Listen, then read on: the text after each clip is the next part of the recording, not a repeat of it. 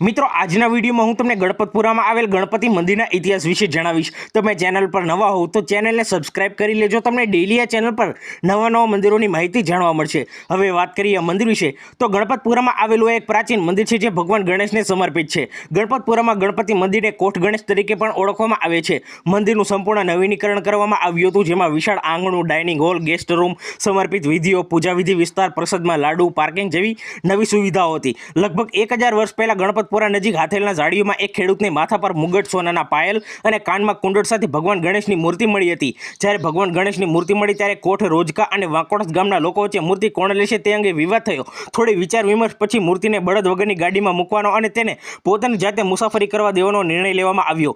ગાડી ચમત્કારિક રીતે બળદ વિના આગળ વધી ગઈ અને ગણપતપુરામાં આવીને અટકી ગઈ। આ રીતે ગણપતપુરા યાત્રા શરૂ થઈ। તે એક લોકપ્રિય તીર્થસ્થળ છે, ખાસ કરીને ગણેશ ચતુર્થી અને શંકર ચતુર્થી દરમિયાન।